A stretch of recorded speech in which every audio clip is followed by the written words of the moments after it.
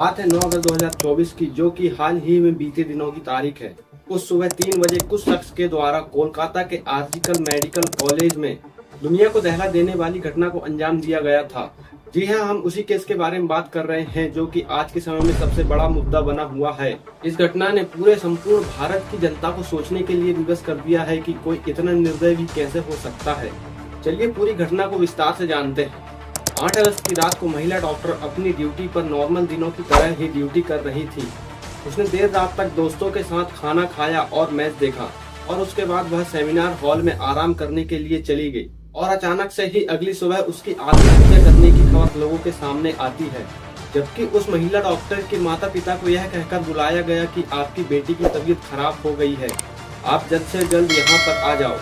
उसके माता पिता वहाँ पर पहुँचे तो उन्हें बताया गया कि आपकी बेटी ने आत्महत्या कर ली है। लेकिन उसके माता पिता को ये बात समझ नहीं आ रही थी कि कल रात ही हमने उससे बात की, वो बिल्कुल ठीक थी और वह आज कैसे आत्महत्या कर सकती है। और हैरानी की बात यह थी कि उसके माता पिता को घटना स्थल से लगभग 3 घंटे बाहर रखा गया था। लगभग 3 घंटे के बाद उसके पिता वहां पर गए तो उन्होंने देखा कि उसकी बेटी बहुत ही गंदी हालत में वहां पर पड़ी हुई है। मैं गंदी इसलिए बोल रहा हूं क्योंकि उसकी पूरी बॉडी पर चोट लगी हुई थी। उसी के चश्मे की कांच के टुकड़े उसकी आंखों पर गड़े हुए थे और उसके दोनों लेग्स पूरी अपोजिट डायरेक्शन में फैली हुई थी। ऐसा तभी पॉसिबल हो सकता है जब किसी व्यक्ति का पैल्विक गर्डर टूट जाता है। आप सोच ही सकते हो कि वह किस भयानक व डरावनी स्थिति में वहां पर थी। लेकिन उस डॉक्टर के माता पिता को अभी तक यही बताया जा रहा था कि यह एक आत्महत्या है। लेकिन जब बॉडी का पोस्टमार्टम किया गया तो उस बॉडी के अंदर बहुत ही ज्यादा मात्रा में सीमेन मिला था, जिससे ये स्पष्ट हो गया कि यह एक आत्महत्या नहीं बल्कि एक गैंग रेप मर्डर है।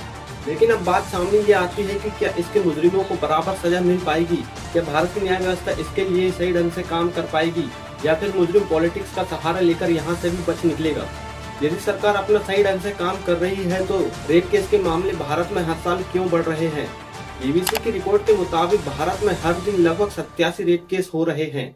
यहाँ तक कि आज तक की रिपोर्ट में भी यह पाया गया कि भारत में हर घंटे लगभग 3 महिलाएं रेप का शिकार बन रही हैं, यानी हर 20 मिनट में एक महिला। और 96% केसों में आरोपी महिला को जानने वाला ही होता है। और आपको जानकर हैरानी होगी कि भारत में 100 अपराधियों में से केवल 27 अपराधियों को ही सजा मिल पाती है और बाकी के बरी हो जाते हैं। यही कारण है भारत में रेप केस के मामलों के बढ़ने के पीछे या रेप केस के बढ़ने के पीछे लड़कियों के छोटे कपड़े हैं।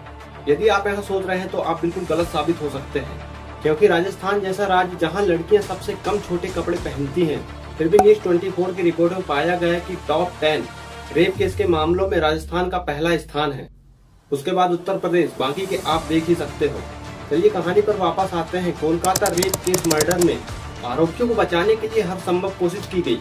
इसी के चलते आर्जिकल मेडिकल कॉलेज के ट्रेनी डॉक्टर इस केस के बाद लगभग 32 दिनों की हड़ताल पर बैठ गए कि जिसके साथ ही अंजाम हुआ उसको न्याय मिल सके, जिसके कारण काफी लोगों को बेवजह ही तकलीफों का सामना करना पड़ रहा है। इस केस के बाद विभिन्न राज्यों तथा शहरों में कैंडल मार्च निकाला गया तथा भारत बंद तक की घोषणा कर दी गई। अब इस केस को साइड में रखकर सोचो कि क्या भारत में आगे भी ऐसे रेप केस के मामले बढ़ते रहेंगे? क्या सरकार इसके लिए कोई ठोस कदम उठा भी रही है या नहीं? क्या भारतीय न्याय व्यवस्था और भी कठोर की जानी चाहिए? आप हमें अपनी राय कमेंट करके जरूर बताएं। जहां तक की बात करें तो भारत की न्याय व्यवस्था में ऐसी कोई कमी नजर नहीं आती है।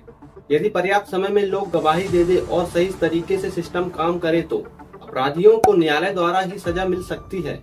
लेकिन हमारे भारत देश में ऐसा बिल्कुल भी नहीं हो रहा है। और हाँ, हमारे भारत में शर्म की बात यह है कि जिसके साथ रेप केस हुआ होता है उसके विरोध में भी सैकड़ों वकील खड़े नजर आते हैं, जबकि ऐसा नहीं होना चाहिए। यदि मुजरिमों को वकील मिलेगा ही नहीं तो वह केस कैसे लड़ेगा और न्याय आसानी से मिल जाएगा। यदि आपको ये वीडियो पसंद आया होगा तो आप हमें सपोर्ट भी कर सकते हैं। तब तक के लिए नमस्कार।